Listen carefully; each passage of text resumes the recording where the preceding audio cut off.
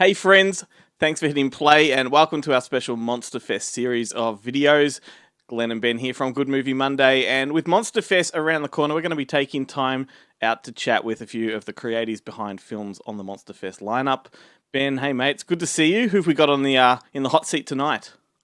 Well, Glenn, we are joined by the two co-writers of Keeping Company, Josh Wallace and Devin. Oh, and did I mention that Josh also happens to be the director of the film, and Devin, one of its lead actors. Hey, fellas, welcome to the show. How are you both? Hey, guys. Good. Doing great. Thank you, guys, so much for having us. Thank you. Now, for those poor slobs who haven't memorized the Monster Fest program off by heart, can you give us a brief rundown about what Keeping Company is all about? Yes. Keeping Company follows a fateful chain of events that start to unravel once these two insurance salesmen go knocking on the wrong door and they find themselves trapped inside of a serial killer's basement, and it puts their lives and their jobs on the line. So it's a social satire that just explores class and wealth in our society by taking ruthless corporate salesmen and mixing them with suburban serial killers and asking if you can tell the difference. Yeah, exactly. It's a perverse buddy comedy. Like, that's how we've always seen it. Yep.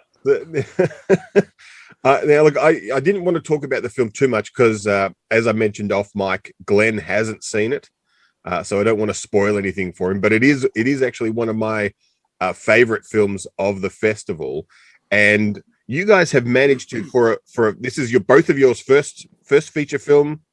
Yep. I believe, and you've managed to grab a cast of some of my all-time favorite character actors, including, I'm probably going to get her name wrong because I don't know if it's just the Australian in me, but is it Gillian or Gillian? It's Gillian. Gillian. So she pronounces it correctly. Right. Excellent Exactly. for her from Suburgatory and The New Girl and the Hangover movies, and she also played one of my all-time favorite hookers in film in Slam and Salmon. She was That's why we cast her. That's right. We were specifically looking for the hooker word, because she's like the corporate insurance bigwig / hooker. The parallels are right. Might as well, are right there. It's all about capitalism. And you've also got Bernard White from Rec and Silicon Valley, who is fantastic. And I just watched him in The Education of Allison Tate from when he must have been in his 20s, and he's playing like a Native American Indian, which I remember thinking was... Yeah, well, that's Hollywood for you. That's Hollywood, yeah. And then you've got Andy Buckley from The Office, Rex Lee from Entourage and Suburgatory again, and then William Russ, who is it? Like, when I was going through his filmography, because I've always loved him, and I remember him from kind of Boy Meets World and stuff. But he has been in, I think, just about every single TV show ever made. Yeah, that's a guy that's been. He's always working. Yeah. And he's the only guy I know who's been in both The West Wing and Mr. Sterling, the kind of West Wing knockoff, or maybe it's the other way around. Interesting. I don't even know if we put that together. He's in both. But what I have to say, my one minor disappointment with the film was that in the film, William Russ's name is Glenn Gary, but there's no other character called Glenn Ross. Yeah. Oh yeah, we really messed up. It was Well, Ben, my name's Glenn and my dad's name's Ross, so there you go. There you go. We put that connection together. Full circle. Shout out, Dad. So I'm curious, how did you put this amazing cast together? Like, is it true that in Los Angeles, all you have to do is grab like a rock and you spin around in a circle and then throw the rock and you hit like a phenomenal actor? Well, what's funny is that's not too far off from the truth. Like, you can be walking around here, going to a coffee shop, and you're like, oh, hey, that's, so-and-so. Like, my dog met Shia LaBeouf a couple, I think it was last Christmas or 2 Christmases ago, and just down at the coffee shop, like, that I go to all the time. And he was, like, loving all over my dog. And in my head, I'm like, it's fucking Shia LaBeouf right here. Cannibal Badman Shia LaBeouf. Is that But I was going to say, Ben, that's what happened to Gary Busey.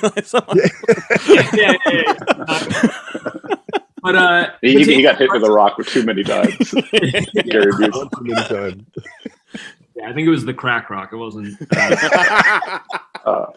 But that was too easy. But to answer your question, yeah, I mean, the way we cast it was we literally just reached out to people's reps. Like we put together a wish list of people that as we were writing this and we were creating these characters, we just had conversations of like, who do we see playing these roles, or who do we want to bring these characters to life? Who do we trust to bring these characters to life? And we're a small, low budget indie film. We didn't have a casting director. So we just reached out to the people that we wanted, and we reached out to their reps with offers that were not very big offers, but we were hoping that they would attach to the material and whatnot. And we got super, like, insanely lucky. It just started to line up and we couldn't believe it. And then once you get one person on board, you can then speak to the fact that you have that person on board, and it just starts to legitimize itself. And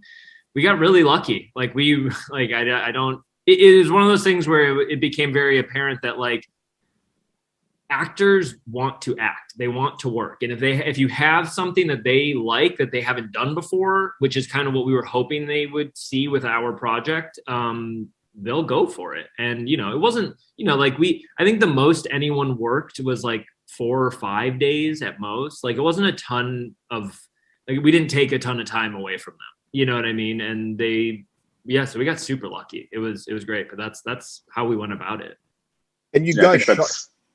Oh, sorry. I was going to say you shot in LA, which is like a rare thing these days, as I understand it. Yeah. So you're able to get people, from their, like, direct from their homes. Yeah, that was probably like a very helpful thing to us, like, that we never really talk about too much, is the fact that, like, shooting in LA, even though it's like way harder to do that, and especially on an indie level, just because the town is so aware of filming. So you have to get all these permits and like all like the insurance and stuff like that. Like it just becomes like a lot, but it makes it easier for the actors and to travel.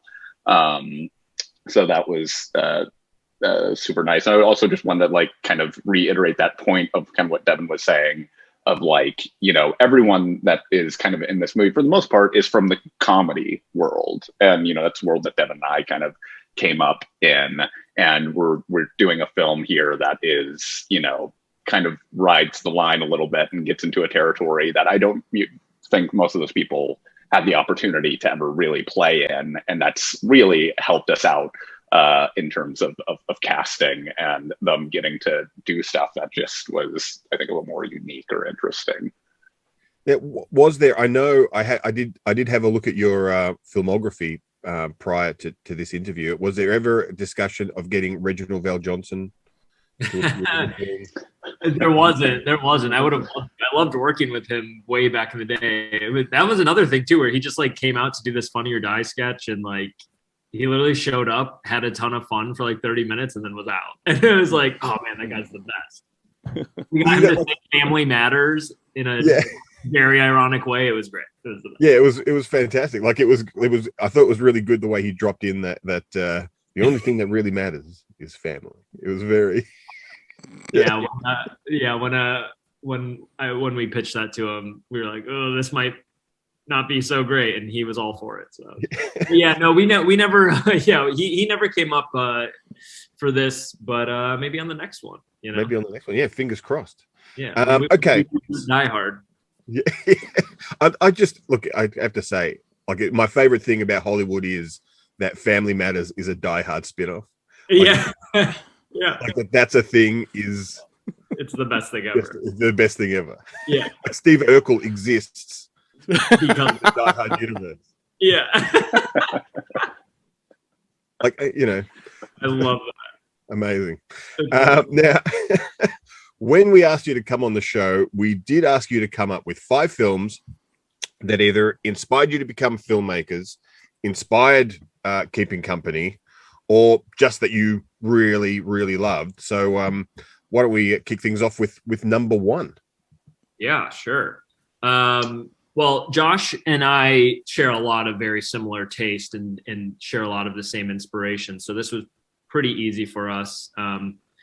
And I would say the first one, which is a great one to just sort of start off with what both inspired us as filmmakers and writers, but also very much inspired Keeping Company, is Fargo by the Coen brothers is a huge one. And that one's really big for Keeping Company for a multitude of reasons. It's the ensemble factor, it's the actual structure of the film, and it's the character-driven dark humor that then leads you to some very dark material towards the end, and kind of leaves you with a feeling of like, well, what was this all for?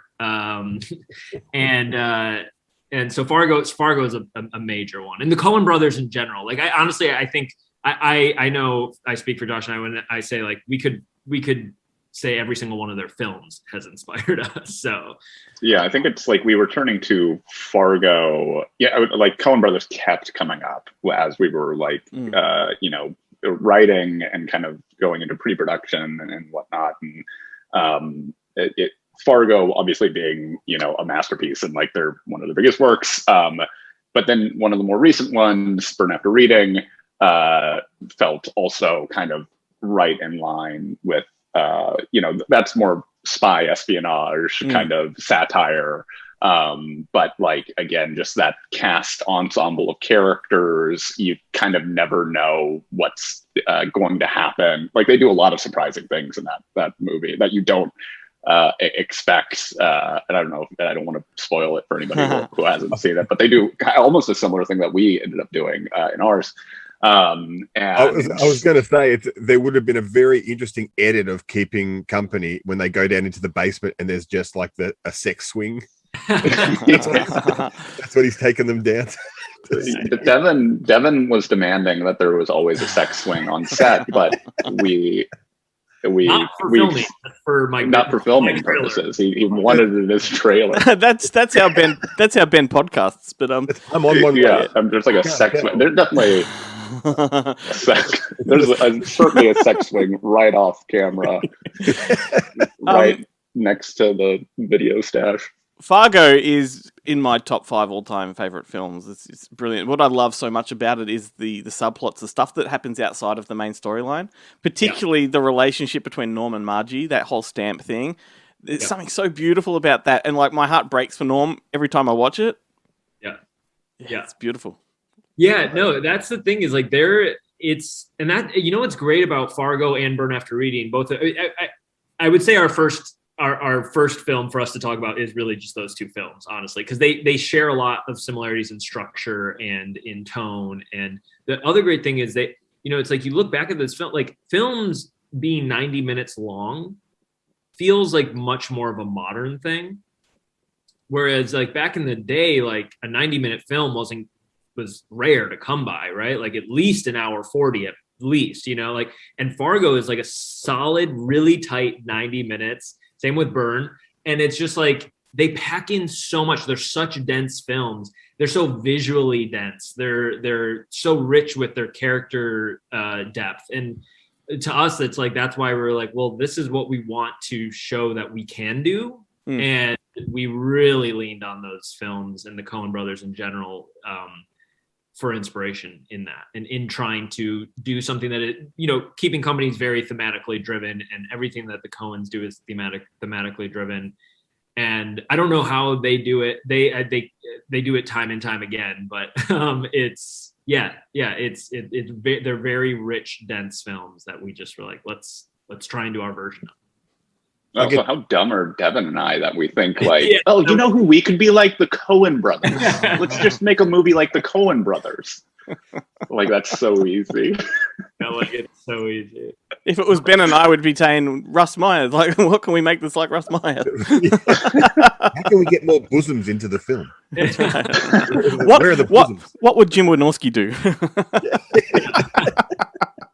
I think the other thing, like in both Fargo and Burn After Reading, that we kind of encapsulate in Keeping is characters that are just in over their head. Like, you know, the Coen brothers nail that almost all of their movies is characters, small characters in big situations. Yep.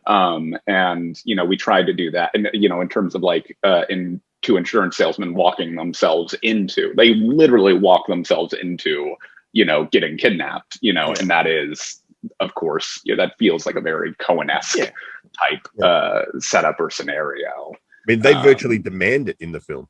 Yeah. They force their way into their situation. Which is sadly the way it would be in real life. It's like, you know, when we were making that scene when they get into the car crash, and again, we're an indie film, so it's like we only have what we have to work with, but it's to make it feel like the serial killer is being chased by the insurance agents, you know, in that moment, which is such a funny, you know, flip of what that is. But it's great. It's great that your character, Devin, throughout the whole thing is pretty much still trying to sell that insurance. Yeah, right up until the end. For sure. I mean, and you know, thematically speaking, like the whole idea is like this is a guy that's just trying to fit into the system. Yeah, and because the whole thing is an exploration of our economic systems and not just the insurance world, but just our economic systems as a whole. And it's like this is the guy that wants in at a seat at the table at this this table filled with terrible people. He wants to be a part of it so badly, and he just never. He's relentless. He never gives up, and it's one of those things where it's like there are, you know, it's easy to find those people around you, you know, and so. Yeah, that was a lot of fun to explore and to play with. Excellent. Okay, number two. Josh, I'll let you go. Number two, I'm trying to think of like what. I just want to make sure we get this in the right order since we're doing these together. I feel bad because I've numbered them, but I do not. They do not have to be in a right in a set thing. Well, I would say like, and again, you know, it wasn't anything that was so specific. It was always kind of like, you know, a multitude of different films that kind of inform this. So I'd say like the second biggest thing which I think you could see in the movie clearly is that kind of classic Hollywood horror vibe and style that's feeding the kind of horror thriller end of the film. And I think the biggest kind of nod there for us was Psycho, when you see Grandma and Lucas's relationship and kind of playing with, you know, the film does start to talk about like psychology and stuff like that a little bit too, and kind of like God, I don't want to say anything that's going to spoil the film. No, don't. So there's definitely an homage to that style of horror, because if you look at the movie, we don't move the camera around too much. It's really about blocking within the scene and trying to communicate like who has power within the scene. So if you go back and or maybe the first time you watch it, go ahead and you'll notice like there's always like someone's bigger in the foreground than somebody else, or, you know, just the way that the angle is on somebody or the way that people are talking or placed in the scene.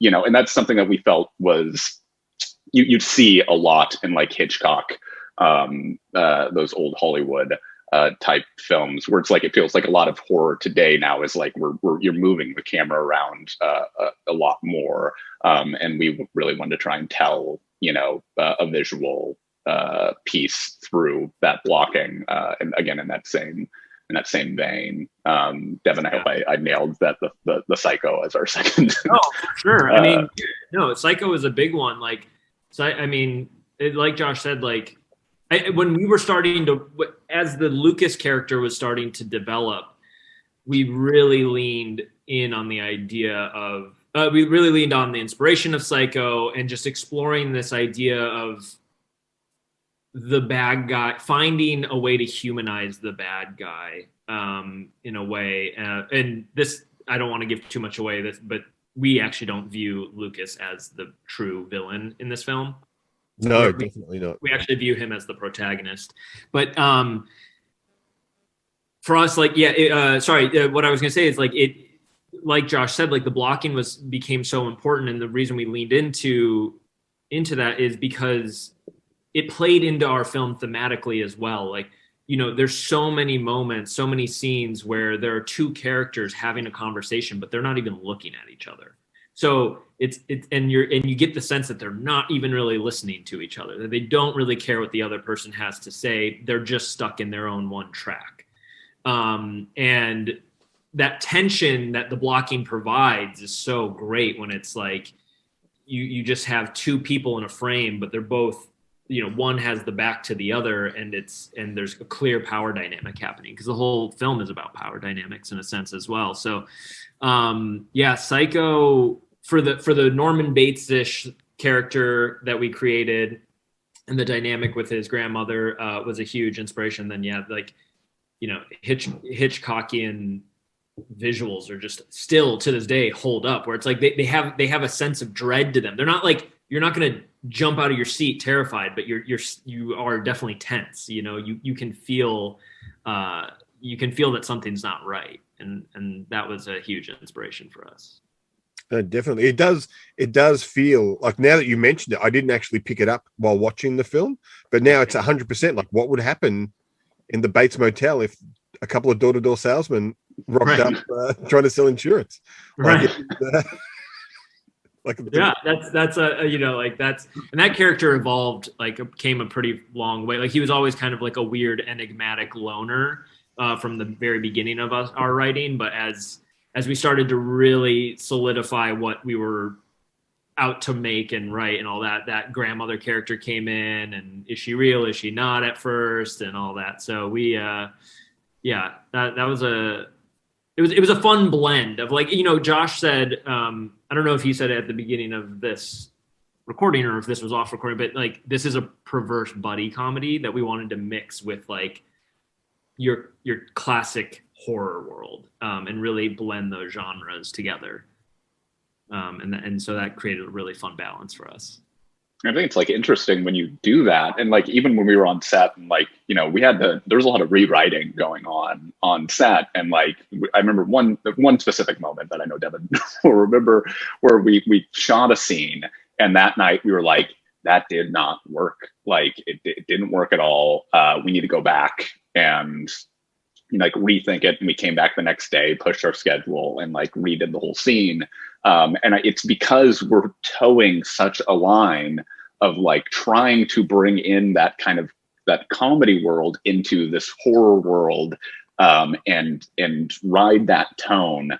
And it's a very fine line to walk, like, and, you know, but it also creates something that, again, I think it's a little bit more unique or interesting, because obviously there's satire of horror today.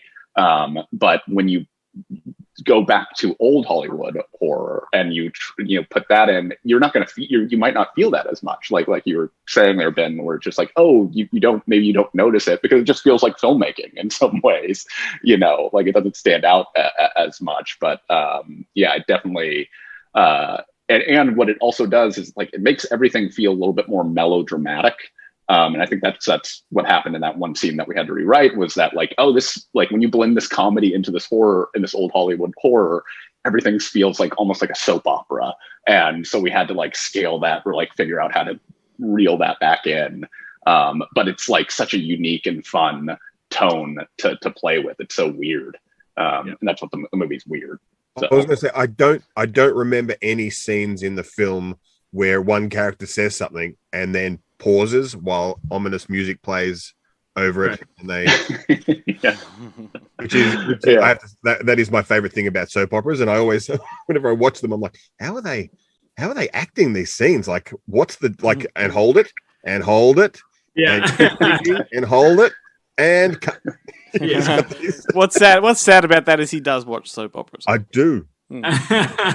Like I got through my entire university career and the fact that I did manage to graduate at some point after there was a 10-year gap between starting and finishing, but I put that down to John rescuing Marlena when she got possessed by the devil in Days of Our Lives. Wow.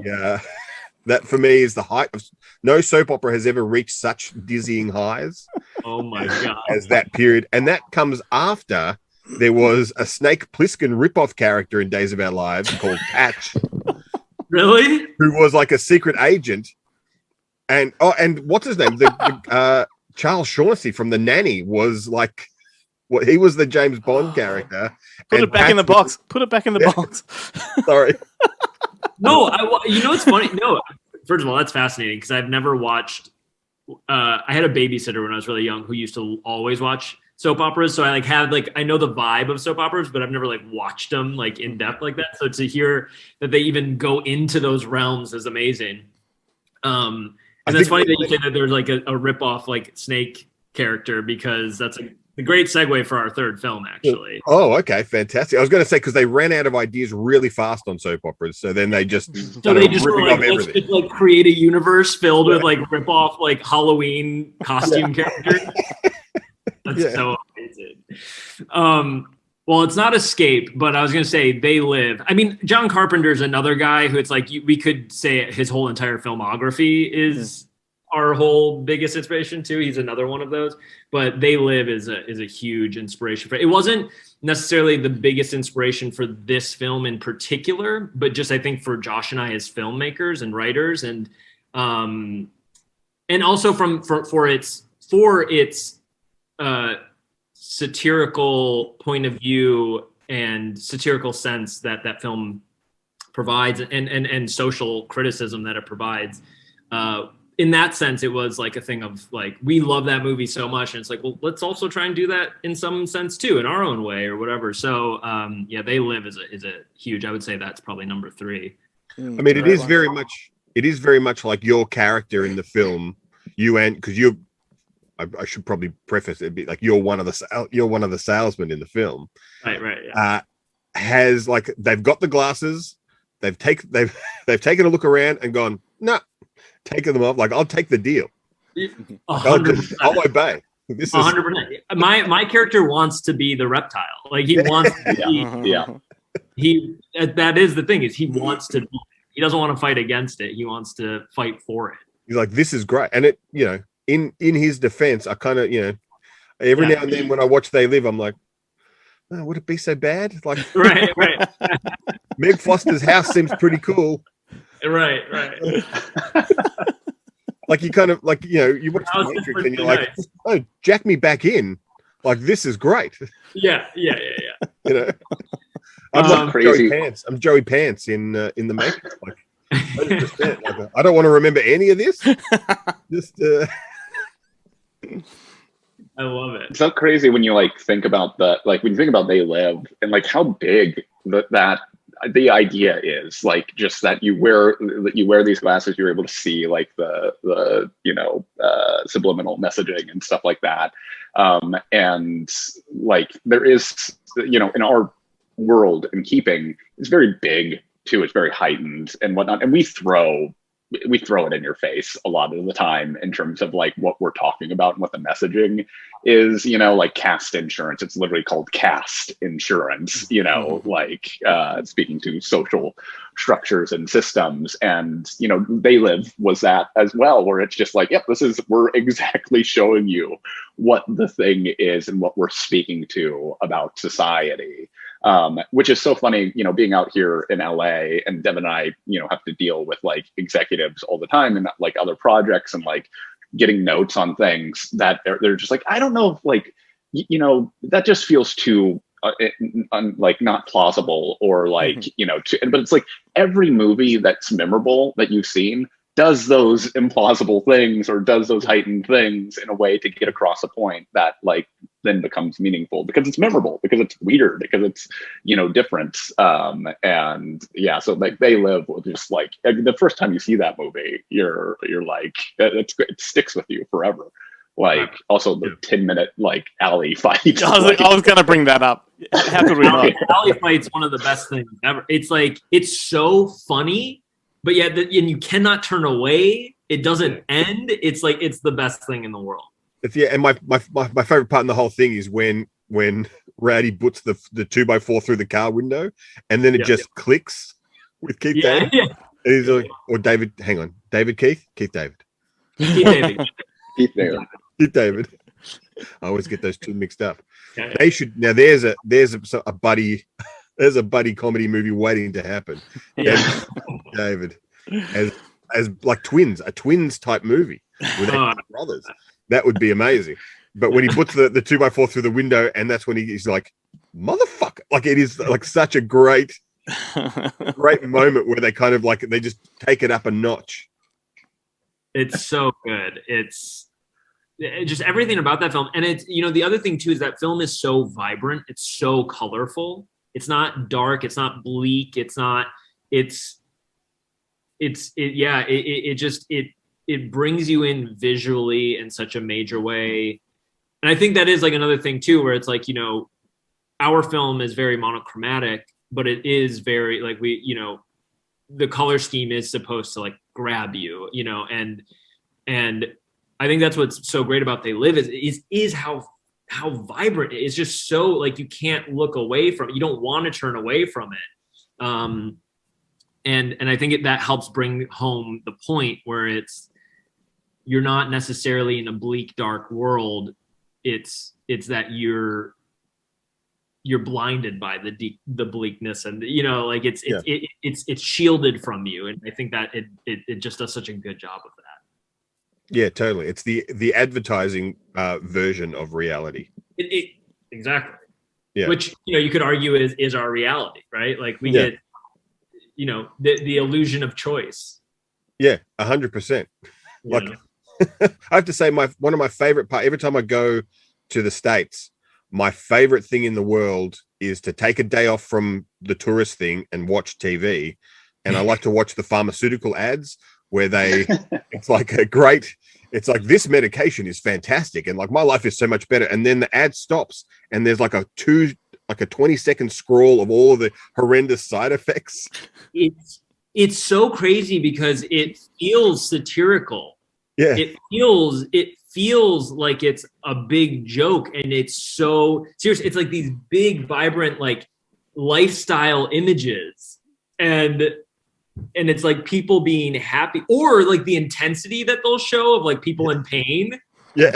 Also really funny because it's like, because I'm sure it's true that like some of these things that that they're trying to help alleviate are very painful, whatever. But it's like it feels like comical, like it's. Yeah, I often ask, like, do they not realize that it's like one of the infomercials where they're like, it's really hard. It's really hard to pour oranges to make this much juice. Like, it's so overdone. They're amazing. Well, there's always someone sailing in those. Like, there's always like someone, like they're always doing like activities where it's like, what does this? Is what happy people do? Like, should I be sailing right now? Like I figured that from the minute I retire, when I turn 65 and retire, I go to sleep and then I wake up on a boat. Yeah, that's what happens. That's the rule. Yeah, that's another funny thing too. It's like even talking about like we have an insurance commercial in our film, and it's pretty over the top. It's pretty ridiculous, but I think it fits perfectly tonally into our film. But it's like. It's not far off from it's not that over the top. No. Like the commercials that are put out there, you're like, that was fucking crazy. Who said it was okay to like make those choices? And that's what made us feel like this isn't even that heightened. Which is crazy. Like even like when you think about like us doing even the Glengarry ad that plays out very early on, right? And it, like even that, like to us. Feels like it's like, well, this is a heightened thing. He's swatting at people with a broom, like, but it doesn't like it with the political ads that you see out here. It's tame. It's a tame thing, which is crazy. Like, how is that possible? Will show like footage of like things on fire and people like crying or like on the verge of death and shit, and you're like, what is going on? Like our political ad, when we wrote it, we thought, we're like, oh my God, this is so silly. And like, even though we knew that it wasn't that far off, and like, it's only like those political ads have only gotten crazier in the past few years. It's insane.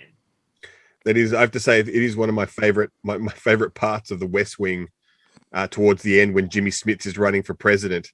And they try to come up with a viral ad and they want him to dress up as Robin Hood or like, I can't remember the thing. But then in the end, he it goes direct to camera and just I'm Jimmy Smits and I approve this ad kind of thing. And he does his thing. And that's the viral sensation. Like all of a sudden it's a legit. It's like an actual politician is actually talking to us.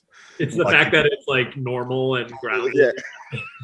Like, and that's the people are like it's a stunt. It's a stunt. Be like, it's a great stunt, but like that's the stunt. Like he's I love said it. Something.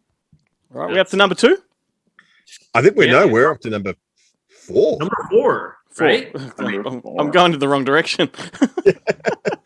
On to number 4. I also think like we've been I think, in talking about the film when we were kind of shaping everything, we were, I think, way more filmmaker leaning than we were, again, towards any specific film. And I think there's still a couple more that we had. I know a big one for me, I don't know if we fully leaned, you and I, Devin, leaned into it in terms of like the script writing, but it is kind of similar, would have been, and this is huge, it should be for everybody, is Kubrick. And looking at, like obviously him doing like The Shining is, and even 2001 to a degree, like playing in genre, and still doing stuff that's just like weird for that genre. But I think ultimately works or adds to the conversation of what film is, and whatnot. But like going back to his, going to Dr. Strangelove and like the satire there, that comes through, and that usually it feels like Kubrick is trying to speak to you visually as well, which again, our film, we were very cognizant of and looking to do in every single way that we could. Like, we tried to put it into the frame, and communicate, like even like the color scheme as Devin was speaking to, in terms of like, no matter where you look, you see red. And whether you're in the corporate office, it's all red. You go into this house of serial killers, it's all red, because it's all the same, right? Like corporate America is no different than the house of serial killers. But that we do use color in some other ways, which, in our movie, there's a blanket fort, which you'll understand at some point, Glenn, when you watch it. But that blanket fort is a place of safety and hope. And it's the only time in the movie where two characters are really actually connecting. And that therefore it's blue. It fills the frame with all blue. So we really played around a lot with, again, how can we communicate, in those other ways that I think you would see a filmmaker like Kubrick do. I don't know if you want to. Yeah, I mean, Kubrick, of course. Like, I mean, it almost feels cliche to say he's a big inspiration, because of course he is. But yeah, I mean, and yeah, we actually didn't discuss Kubrick a ton when writing, like in terms of that. But like I mean, even like the viciousness of Clockwork. I don't know if we even. I feel like we brought that up. We did. I think we brought up Clockwork, definitely, for sure. And it was that. How do you make the viciousness like palatable? How do you like keep an audience in to like on board and to watch it, and the only way to really do that is to know that there's a reason why you're, like it shouldn't be for nothing, I was gonna say that, and you make the perpetrator of the violence really enjoy it, like really enjoy dishing it out to the point of like it becomes a comedy. Yeah, I mean, and that's like the character of Patrick Bateman in American Psycho, even, where it's like he enjoys it so much that you're like, this is too crazy that it's hysterical, like, and so it is, that's when you'll see it works the best, for sure. And so we definitely did, we definitely had those conversations in terms of like, all right, how do we make this palatable and whatnot? And I think, both consciously and subconsciously, it's like, with who our inspirations are, it's like, well, how did the greats do it? How has it been done before? Because it can go terribly wrong.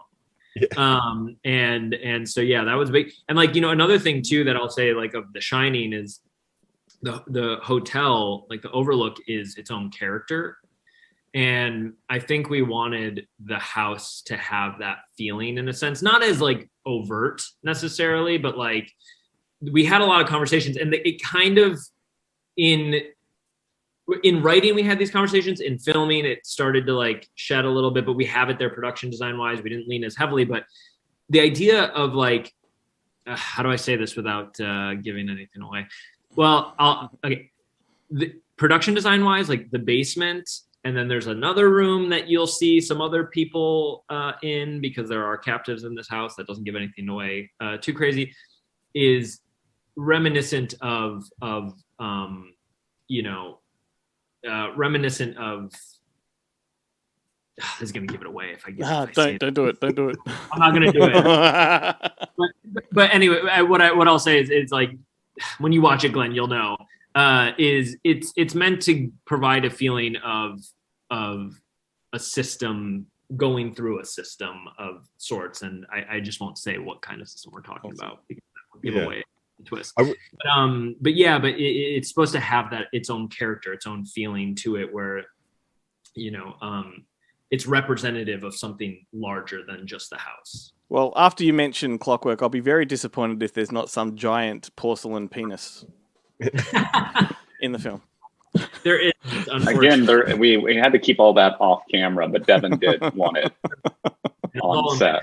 So that was. But like, I think you were mentioning that, Ben, where it's like, in Clockwork, the enjoyment of the violence, and we certainly do have that in the film. Is the disturbed. Again, I can't say it without giving it away, but like. That we do have a celebration of it at a certain point. There's a moment where Grandma comes full bloom in the film, and that moment to me is one of my favorite moments visually of the film, because her character is now you understand who she is and what she's doing and all that, and she's full bloom. She's a flower that is fully bloomed, and it's this one scene where she is just like, her words are vicious. Her words are just as vicious as what her actions are about to be. And it's just so like, yeah, like, and you she enjoys it. And it's one of those things where it feels you can't help but like watch her, and watch her take enjoyment in it. So. Awesome. Yeah. Where are we up to now, Ben? Is this the last one? This is the last one. Number 5. Well, this is one that Josh and I did talk about, and this is I feel like a lesser known film, but Josh and I talked a lot about it. It's a really great film, a great script. Sam Raimi's A Simple Plan, which is a bit of, I could be wrong about this, but I feel like it's a bit of a cult film. Like, I feel like it's a lesser known, lesser appreciated film with Billy Bob Thornton and Paxton, right? Yeah. It's sort of very Coen-esque. It is Coen-esque, but it's not nearly as comedic. It's way more of like a dramatic thriller, but it never goes into the melodrama that you can find with drama thrillers. And it's so heartbreaking at the end of the film. It's all for nothing. Like, it's just so well done. The brother dynamic is amazing. The tension is just nonstop.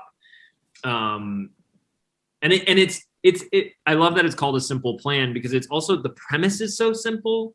Yeah. Like, it really is it just takes that bag of money premise and it feels so wholly original in some way too. I don't know how to, because it's his like Treasure of the Sierra Madre, right? Kind of right. film. It's a remarkable film. I feel like it is one of those films that when it came out, like, it was huge. Like, it was a big kind of box office, like at least here. Big flash of light, yeah. And then completely disappeared. And then completely disappeared. Like, people just completely forgot about it.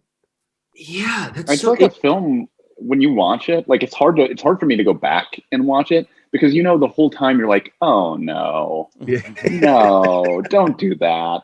don't do that. Like, it's like it's characters just continually putting themselves in worse and worse situations.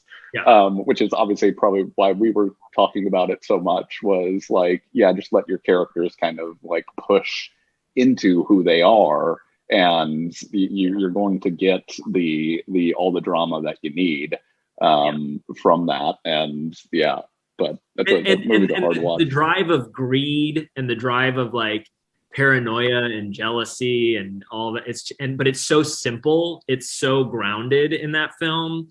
And it like all the like the things that like Billy Bob Thornton's character does, like the decisions he makes are so fucking frustrating, but weirdly they never feel out of, well, because of his character they never feel out of line, but like it doesn't feel forced, it doesn't feel hammy. It feels so and grounded and real. It's so I felt the same way about watching Uncut Gems. Like every decision made, it's like, you can get out of this so easily. Yes. Yeah. Oh my God. It's just being your own worst enemy. Yeah.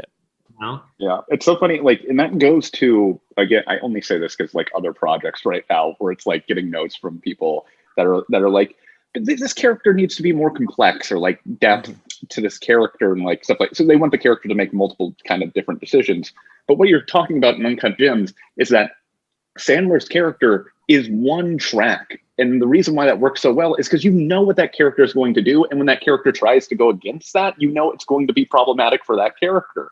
So it's like way more, like every like meaningful character, like memorable character usually comes from a simple place that you can just understand. I know exactly who this person is, like, and why it's such a struggle to be that person. And that's something that Devin and I, in terms of keeping, really, in terms of who hit Devin's character, Sonny, who he is one track through the whole film. Like, he has one mentality. And that goes for almost all the other characters besides Lucas, who is the only one who fully, arcs or changes. And that's how you get to characters that the audience, again, will, like, you might hate Devin's character, but you understand that character, though. Like, you're not like confused by his decision making. You're like, who he is. And it's totally legitimate that I think most people in the end of the day are the architects of their own demise. And that is like, it's not really, situations kind of come and go, but at the end of the day, people usually stay pretty true to themselves and are kind of responsible for where they end up, even in heightened situations like the one in Keeping Company. Yeah, I mean, I think that principle or that theory of like some characters in films, or especially in our film, they don't arc, they don't change, they just reveal themselves. Yeah, like they come full circle. They come to the point where it's like, this is who you are, and I always have been, and now you've just leveled up. Yeah. Like, you don't hide it. Like in the film, the two salesman characters, their relationship does not really change despite what happens to them. Like, it is laid out, clearly at the start of the film, their relationship, and that it's heightened. Yeah, and it's that they stay 100% true to that. Yes, that was our main intention with that. Yeah, and I do love the fact that they're both completely blind to each other. For sure. Like and you did bring it up earlier in the show. They are. It's like they've created an image of who the other person is that's a reflection of them, and they are completely blind to the fact that the other person is completely different and coming from a completely different place, and they don't realize it, and more importantly, they don't care. Yeah. Just like they're two complete opposite ends of the spectrum, and the thing is, like, the film, we intended for this film to be a reflection of the worst in society that we see, the worst in humanity that we see, not because we think that's how things should be, but we just didn't want to make a film that's like, hey, this is the way things should be. This is the way things ought to be. We wanted to like make the audience reflect upon, like, do I know that person? Am I that person? am I too naive in this way or whatever? Because once you can reflect upon that, you can then actually have honest conversations from that point on, and it's not everything can get wrapped up in 90 minutes to 120 minutes in a perfect world, right? You know what I mean? So it's like, we're like, let's force a reflection upon people. Because they not only are they oblivious to each other, but they're also oblivious to themselves. Like they've got no idea the monsters that they are, kind of thing. Exactly. And they both are their own monsters. And it's all about balance. It's all about compromise. It's all about, but there's none of that happening. Yeah. I mean, I think pretty much the only character in the film who for a second takes a step back and goes, hang on, is Andy Buckley. And he's like so ineffectual. Yeah. That, but he seems to be the only one who's like, hang on a second.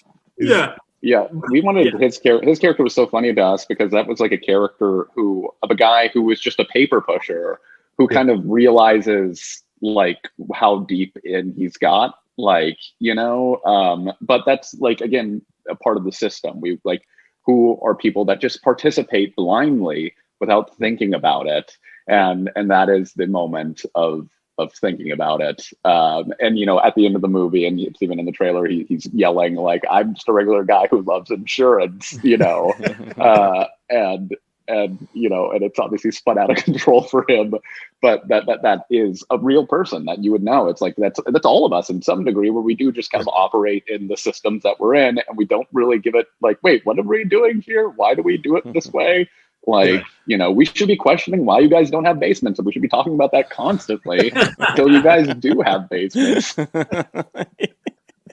Oh, perfect way to round things off. We clearly could talk for hours about this, but I do have to wrap it up. But Keeping Company, definitely, if it wasn't already in my top things to see at Monster Fest, it is now. And it's screening at Monster Fest on December 8th, I think, Ben, is that right? That's correct, on December 8th at Cinema Nova in Melbourne. Excellent. So, Devin and Josh, thanks so much for dropping in and taking time to chat with us. Best of luck with the film. I can't wait to see it. Yeah, thank you guys so much for having us. Really appreciate it.